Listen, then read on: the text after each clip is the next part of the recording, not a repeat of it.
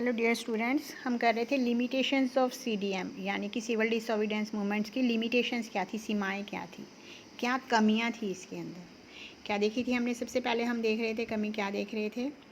गांधी जी ने किस चीज़ को इग्नोर किया था, जो ये कांग्रेस ने जो था वो कांग्रेस ने किसको इग्नोर किया था, एक दलित लोगों को और एक डिप्रेस्ड क्लास को। उन लोग जिसकी वजह से उनकी कॉपरेशन जो थी वो इनको सिविल डिसोबीडियंस में नहीं मिल पाई। और उनको क्या लगता था, दलितों को और डिप्रेस्ड क्लास को, कि जो कांग्रेस है वो सिर्फ हिंदुओं की पार्टी है, वो जो है वो हिंदुओं के पक्ष में या हिंदुओं की फेवर में ही बात करती है। और जब 1920 के मिड में थे तो कांग्रेस जो था वो बहुत ही ज़्यादा हिंदू डोमिनेट पार्टी मानी जाती थी, क्योंकि उन्होंने जो था वो हिंदू महासभा नाम की एक संगठन बना लिया था। हिंदू महासभा ने जो था वो कांग्रेस को ज्वाइन कर लिया था। इसकी वजह से मुस्लिम जो थे वो इससे दूर हो गए थे। और अब क्या था, जो मोहम्मद अली जिन्ना थे उन्होंने क्या थी, सेपरेट इलेक्ट्रोड की डिमांड शुरू कर दी थी, यानी कि पृथक राजनीतिक संगठन की एक मांग करनी, राजनीतिक जो थे वो उनकी मांग करनी शुरू कर दी थी। उनको डर था कि मुसलमानों का कल्चर जो है वो ऐसे ख़त्म हो जाएगा, क्योंकि अगर डोमिनेट पार्टी जो है, मेजॉरिटी पार्टी जो है वो माइनॉरिटीज़ को दबा देगी। इसके बाद 1920 में मुस्लिम लीग बनी। ब्रिटिशर्स यही तो चाहते थे, डिवाइड एंड रूल की पॉलिसी। उन्होंने हिंदू और मुसलमानों में लड़ाई करवानी शुरू कर दी, अलग से मुसलमान जो है कि मुस्लिम लीग की स्थापना शुरू कर दी। इसने जो था वो जो यूनाइटेड स्ट्रगल को बहुत बड़ा धक्का लगा था इससे।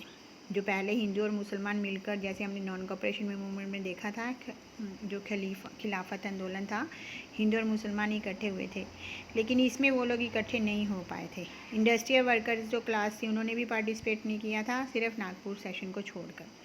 उसके बाद है हमारा पूना पैक्ट। पूना पैक्ट क्या था, जब भी हमने ऊपर देखा है कि राजनीतिक जो थी सेपरेट इलेक्ट्रोड राजनीतिक जो थे वो, कुछ राजनेता जो थे वो पृथक निर्वाचित क्षेत्र की डिमांड कर रहे थे। तो गांधी जी इसके विरुद्ध थे। गांधी जी को लगता था कि अगर ऐसा हो गया तो क्या होगा उससे, कि जो हमारी एकता है, जो हम मिलकर देश को आज़ाद करवाने की बात कर रहे हैं, वो हमारा आंदोलन जो है वो धीमा पड़ जाएगा। और अंग्रेज़ यही चाहते थे।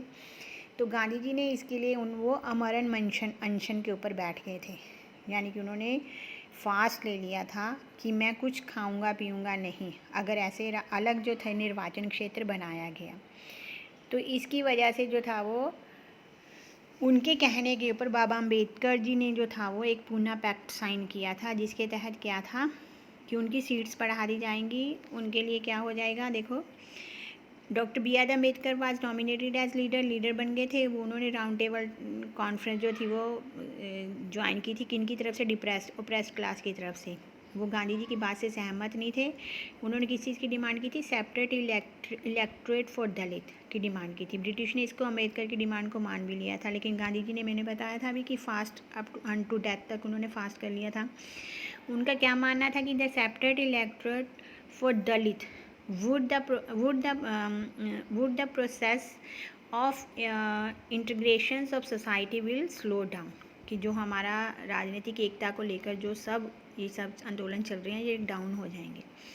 उसके बाद पूना पैक्ट साइन किया गया। कब साइन किया था, 1932 में साइन हुआ था। ये क्या कर दिया था, it gave depressed class reserve seats in provisions and central legislative council. इन्होंने रिजर्व सीट कर, जैसे अब हमारे यहाँ पर रिजर्वेशन पॉलिसी चल रही है ना, विधानसभा में भी लोकसभा में भी, उनके लिए जो है वो माइनॉरिटी के लिए या फिर बैकवर्ड क्लासेस के लिए सीटें और वुमेंस के लिए सीटें रिजर्व की गई हैं।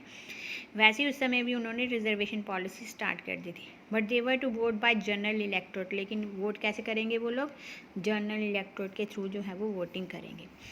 उसके बाद जो था वो जो नेशनलिज्म की जो भावना थी उसको और भी मजबूत करने के लिए, नेशनलिज्म को और भी बढ़ाने के लिए क्या था, एक तो यूनाइटेड स्ट्रगल थे जो किए गए थे, दूसरा जो था वो cultural process played major role.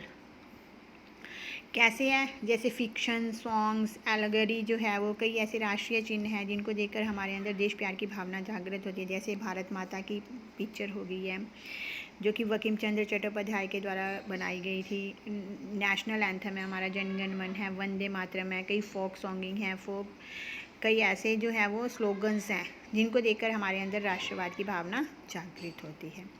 तो ये था इनका रोल देश में, जो नेशनलिज्म इन इंडिया, देश में राष्ट्रवाद की भावना को, भारत में राष्ट्रवाद की भावना को जागृत करने के लिए क्या क्या, किस किस ने क्या क्या योगदान दिया। इससे हमारा ये चैप्टर अब कंप्लीट होता है।